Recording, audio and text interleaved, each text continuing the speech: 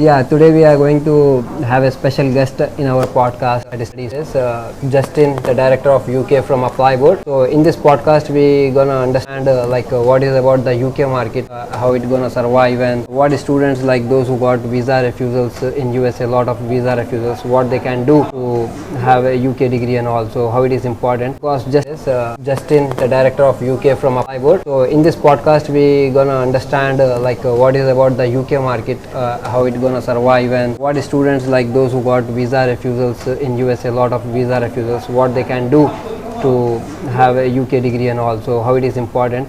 Because Justin basically lives in United Kingdom, so he keeps the special eye on UK education system very optimistically. So hi Justin, welcome to Study Sphere. How are you? Very well, thank you. Good to see you. Good Thanks for having me. So tell us about UK, how we can able to help our students from India, those who are planning to study in UK. Sure. Look, I mean, the India to the UK has been a well-trodden path for international students, and actually we've seen over the last 5 years the number of students coming from India to the UK grow fivefold. So there's been a big surge in popularity for UK as a destination. It's about quality of the degree, it's about value for money. More than anything, it's about the career opportunities and quality of education that the UK offers. So I think it's turning into a very popular destination for students from India, from Hyderabad in particular. That's great, that's great. What about frank with you, the students in India, they are much curious about the education system in UK, how it is similar to Indian education system?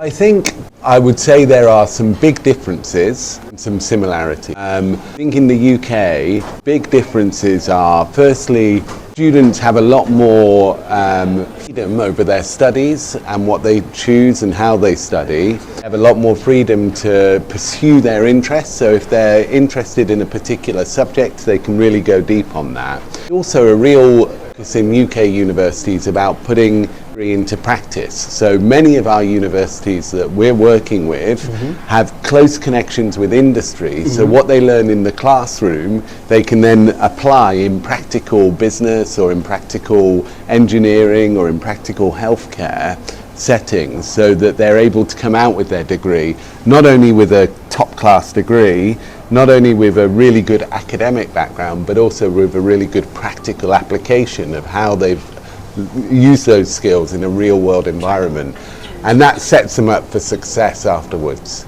So that's great. Justin has keep an highlight on the courses which are offering the practical industry expertise. Basically they have been working with the industries, the university closely align their coursework what the industry wants. So apart from that, what are the medium average range of salaries in the field of healthcare, or if you say computer science and all? So they do vary considerably, and what I would say to international students is when you come to the UK, you have the opportunity to work 20 hours alongside your studies in term time and free to work full-time in vacations. Take that opportunity, because the more exposure that you get to the labour market, the better chance you get of a decent salary. There's then the opportunity, once you graduate, the UK offers the 2-year stay-back option, where you can go and secure postgraduate employment. In terms of the salaries, they very much depend on you as an applicant. It is competitive. You know, let's be very honest. The more you work, the harder you work, the more you put into making those networks and connections, the better chance you have of securing a good salary. I think the overall medium salary in the UK is about £37,000. Often students will start below that. Some very successful students will start above that. And the minimum wage has just gone up, though with a degree you should be aiming for more than that. But it does vary. It varies by profession, also by you as an individual and the opportunities. But it is competitive. And I would say you're going to study and focus on studying and achieving those good grades, and then the rest will follow. That's great. To sum up all, Justin has put highlight on the average median salary, what a student get after completing their degree. So minimum like they start with 40,000 pounds per year. It goes to the range by range, like more than 60,000 also they can get. So basically there are a lot of post-study work visa option also available at UK. The government is offering like 2 years of post-study work That's permit right. also. Yeah. So we want all our students to see UK as a brilliant option to study. Those who want to pursue their master's or bachelor's degree in UK. UK is the number one choice. According to QS World Ranking, also the top 10 universities in the world when we see. So there are like more than 60% universities are from US and rest 40 are from UK. So that's right. I mean, in terms of quality, it's very high. We've also seen, so working with you, ApplyBoard does a survey every quarter with many thousands of students, and now we've seen the popularity of the UK really rising. Up, yeah. So in the last survey, 86% of students that we spoke to said that the UK, they were very excited about going to study in that destination. So that's double what it was a couple of years ago. Special college like Imperial College London and the University of Oxford. Yeah, and all obviously really big brands, but I would say there are over 100 good universities in the UK.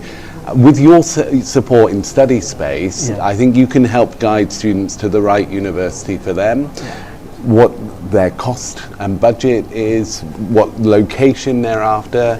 I mean, you have universities in central London, which is a big city experience, right out to universities in rural England, which are a lot quieter. So a whole menu of options. Rural England in terms of like Birmingham or you say Manchester or Well, Liverpool? no, I would say Manchester and Birmingham are big cities. Big cities, but you also have then you have smaller cities and towns like Loughborough in the Midlands or Sunderland in the north. And then you have very small areas like Telford and Newport, which has Harper Adams, which is a more rural focused, agricultural, looking at technology. So there really is a full menu of university options for everyone. And I would encourage to students to look beyond London. Just London. Yeah. It's a bit like thinking India starts and ends in Delhi. Yeah. You know, there's a whole different range of cities and universities here, and there are in the UK too. That's great. So it's awesome to meet Justin and keep posted about the information what UK is going on. As Justin lives in United Kingdom, he lives there, he understands the university, the cities, the suburb, the culture very well. So it's very informative for study space students also to understand his words and apply. Like if you need any help regarding choosing the correct university according to your financial budget plans and all, connect with study space. We will help out. Our counselors are there, and we are very proud to say that we use that AI technology platform like ApplyBoard to help assist our students. Yeah, that's great. So in collaboration with study space and ApplyBoard, we want to help our students, those who want to pursue great degrees in United Kingdom basically. Thank you so much, Justin, for the podcast. Thank you so much. Thank you so much. Great to speak to you. Yeah.